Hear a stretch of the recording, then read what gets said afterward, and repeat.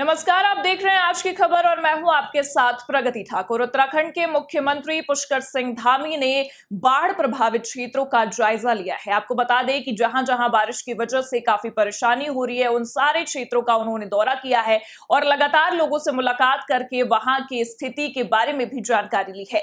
आपको बता दें कि उन्होंने कई जगहों का जायजा लेते हुए बारिश से प्रभावित माल देवता क्षेत्र के केसरवाला का भी दौरा किया और आपदा प्रभावित इलाकों का निरीक्षण किया।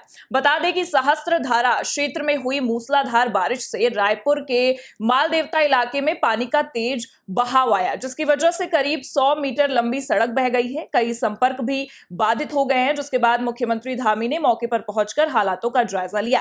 उन्होंने प्रभावित लोगों से मुलाकात भी की। उन्होंने ये भी कहा कि इस आपदा में कई घरों और सरकारी संपत्तियों को गंभीर नुकसान हुआ है और जनजीवन पूरी तरह से प्रभावित हुआ है। उन्होंने बताया कि नदियों का जलस्तर लगातार बढ़ रहा है, जिससे खतरा बना हुआ है। सीएम धामी ने जानकारी दी है कि राज्य सरकार के सभी विभाग युद्ध स्तर पर राहत और बचाव कार्य में जुटे हुए हैं।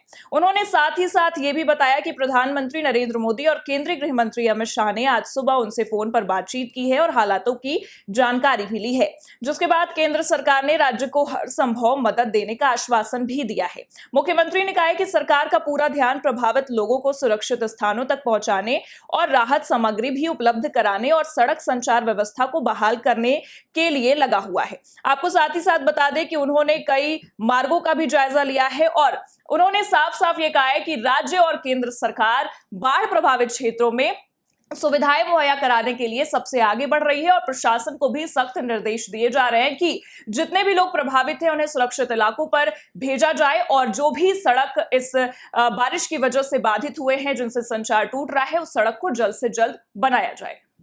कल रात्रि को जो तेज बारिश हुई है उससे हमारे यहाँ की सभी नदियां उफान पर हैं और कई जगह बादल फटा है।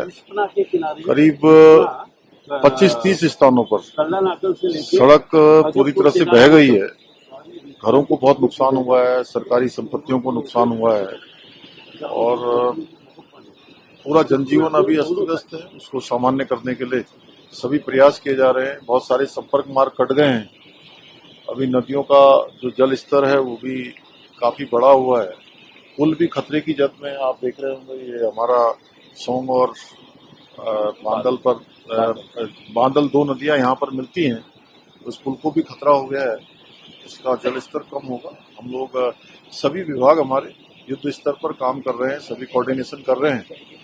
आज आदरणीय प्रधानमंत्री जी ने भी प्रातःकाल सारी जानकारी दी है, उन्होंने चिंता व्यक्त करी और हर प्रकार से हमको आश्वासन दिया है। अपने गृह मंत्री जी ने भी कि हर समय राज्य में जो आपदा आई है, आज देहरादून में जो बड़ी जल भराव और बादल फटने से नुकसान हुआ है, उसके बारे में आकलन किया है। मैं उनका भी धन्यवाद भी करता हूँ और हमारा प्रयास है कि हम हर प्रकार से जो आपदा पीड़ित हैं, आपदा प्रभावित हैं, उन सभी को हम लोग हर प्रकार से जो है सहायता करके जनजीवन को फिर से पुनः लाने के लिए सभी विभाग हमारे युद्ध स्तर पर काम कर रहे हैं।